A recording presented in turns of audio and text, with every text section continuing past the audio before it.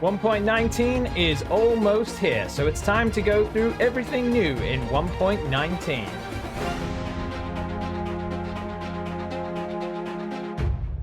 So guys, let's start off with our 3 new light sources that we have in this update. They are froglights. We have 3 different varieties. We have the pearlescent one, the verdant one, and the ochre one.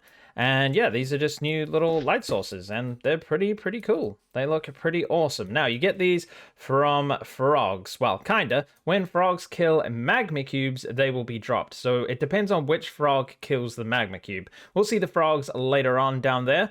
But yeah, and so if you have the white frog eats a magma cube, you get the pearlescent one. If you have a cold, which is the green frog, eats a you will get the green one, obviously, the verdant one here. And if you have a ochre, which is the orange frog, he will they're from the temperate areas. They will eat the magma cube and you will get the ochre one. So those are the 3 different types there. Next up, guys, we have the beautiful mangrove biome, and this is going to be pretty damn awesome. So these are like mangrove swamps. They have these cool mangrove trees, and they have a lot of new blocks. So these are the new blocks, guys. We have the mangrove leaves, which are looking like this. They're pretty cool. I think those are going to look really good. I'm sure we'll find a use for them. They don't really seem to look too good as like hedges and stuff, but maybe we'll see what happens.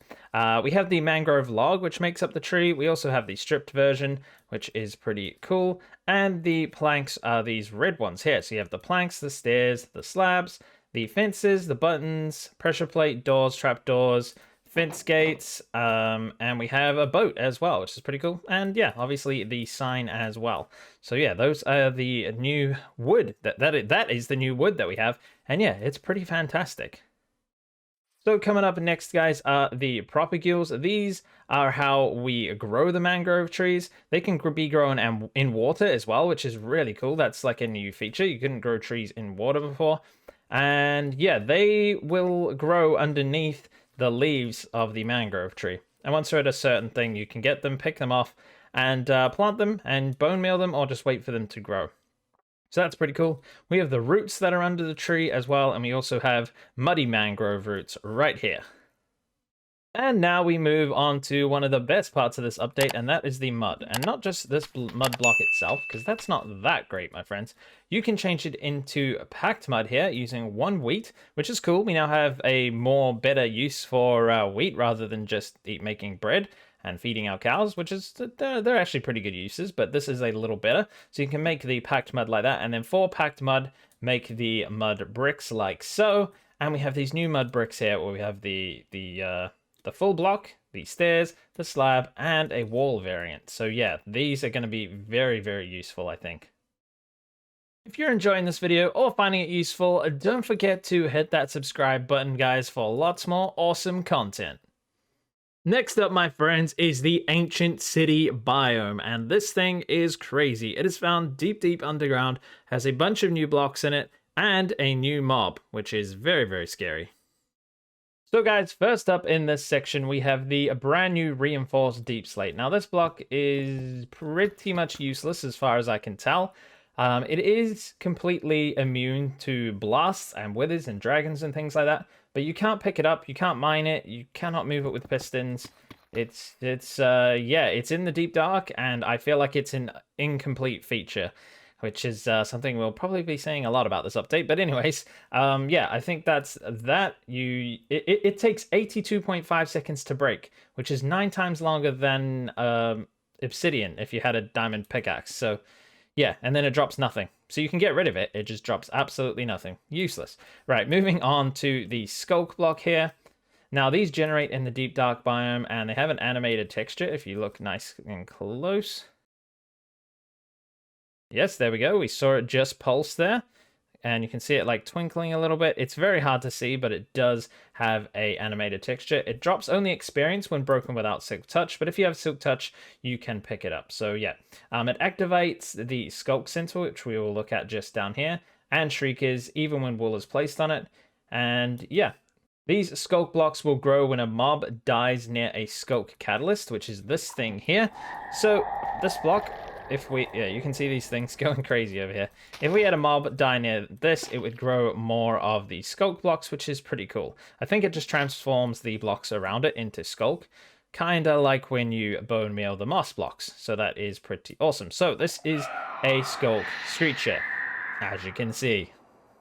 So my friends, the Skulk Shrieker. Yes, this thing is what is going to summon big beefy boy over here, the Warden. So yeah, you don't want to mess with this thing. It can hear you coming from a mile away. The Skulk sensor will set it off. If you walk around, you make noise, you place blocks, anything like that, you place a block, that's going to set it off. And if you activate it enough times, if you activate it 3 times, it will summon a Warden. And I think after you've summoned one, and if the Warden goes away, you only need to activate it once after and the Warden will come back. So yeah, it's kind of creepy, this thing. So guys, now we have the Skulk Vein. You know what? I'm going to get rid of this because it's making too much noise. We have the Skulk Vein. It's just kind of like a block you can place on top of blocks. Why I got rid of that, I'm not sure. It can be waterlogged, and it has a little animated texture as well. I think that's just cool. It's kind of like the glow lichen, and I think you need Silk Touch to pick it up. I'm not sure about shears, though. Alright, survival mode it is. Let's see if we can pick it up. No, you need Silk Touch to pick this stuff up. Okay, guys, now we have the Skulk sensor, which sends out a redstone signal and will also activate the Skulk Shrieker like we showed before. If it hears movement, or if you place a little block, you can see a little animation going towards it when you move around and make noise. Let's just let it settle down. Do this, you can see it. There it goes. It sets itself off, and that is, that's pretty cool.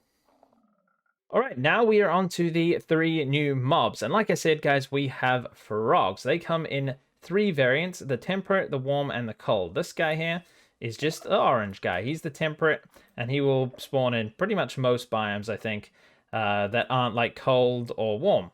Yeah, that makes sense, because the other ones are warm and cold. So they can croak, they can jump, they can swim, they can slowly walk on land, they can jump pretty high. These things are pretty you know, we're going to get rid of this as well. Yeah, these guys are pretty crazy, and my tadpole just aged and turned into a frog. I did not even notice that. But yeah, let's replace that guy. Okay, so here's a tadpole, guys. You will normally see them swimming around. This one's going to die because I think he's going to drown. But I just thought I'd have him hopping around. They will, yeah, there we go. They will grow into tadpoles, and whichever biome they are transformed into a frog in, I believe, is what changes them into what type of frog you get. And obviously, like I said, they give you the different froglights. They also eat normal slimes, but they just drop slime balls. But can still be used in a slime farm, I presume. Which is useful because the slime balls are what we use to breed the tadpoles, which will then, they will summon. There is an item down, all the way down here, my friends, which is the frog spawn. And that will go on the water. There's no water here, but yeah, that'll go on the water. And then whichever, the frog will be born out of that, which is pretty cool. And guys, you can also pick up the tadpoles in a bucket, which is pretty awesome, which we have right here. And now, on to Mr. Warden. This guy is completely blind, but it does have a very good sense of smell. So it can hear you walking around, it can smell you, and it will start pathfinding towards the general location of a player. So yeah, that's pretty terrifying. So like I said, they get summoned from the Shrieker over there if you activate it enough times. And these guys hit so hard. So when you move around, it's going to be able to follow you. And once it finds you guys, it does not let up. It will just come at you like a crazy person. And you know what? We don't want to mess with this guy, basically. Just a few other things, guys. There is no point in fighting this. Do not try and kill this. It has 500 HP, so that's 250 hearts. It does 30 damage, so that's 15 hearts worth of damage on a normal difficulty.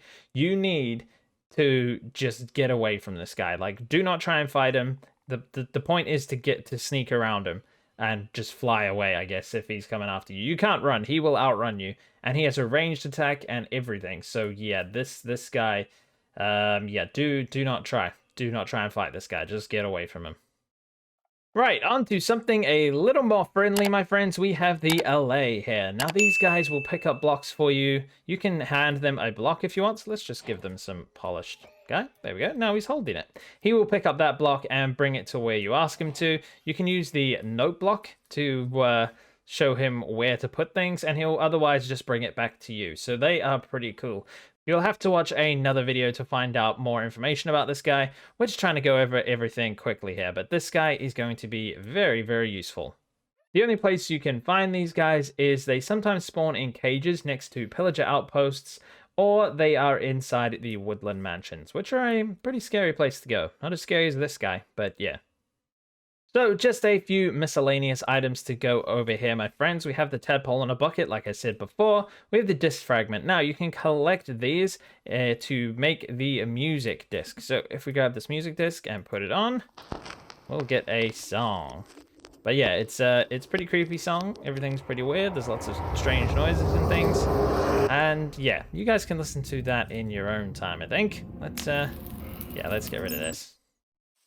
So this disc fragment can be found in the chests in the Ancient City, as can these echo shards. Now these echo shards can be used to make the recovery compass. Now that is pretty cool. The recovery compass, when you hold it in your hand, will point towards the last spot that you died, so you can go back and get your items and that kind of thing. It will only work when you're in the same dimension as where you died. Otherwise it will kind of spin around like it's doing right now, because I have not died in this world. Next up, guys, we have the goat horn. There are quite a few variations of these. They make lots of cool noises like this. Now, the goat horn is dropped when a goat rams a tree or any other hard block that occurs naturally where the goat spawns. So that's copper ore, emerald ore, iron ore, log, packed ice, or stone. So when they ram those, they will drop a horn, and then you can use it to do this. There are quite a few versions of this, and some of them are quite rare because you need the screaming goat to ram a thing, to ram a tree or a piece of wood or something, which is going to be difficult to get, my friends, because screaming goats are pretty rare, and it's pretty rare for them to actually ram things as well, I've seen. Next up is the boat with chest, my friend, and these things are fantastic. You can now put a boat on a chest on your boat here, and you can also access it from outside by holding shift and clicking on it. You'll just get the chest inventory. So you can now take a lot more with you. So you could fill up your inventory and this with shulker boxes, and that's a lot of items you could be taking around the place. And finally, it was the frog spawn, my friends, and that is it for this video. So if you enjoyed this video or found it helpful, please hit that like button, my friends. It really helps out the channel a bunch, and I will see you all in the very next video.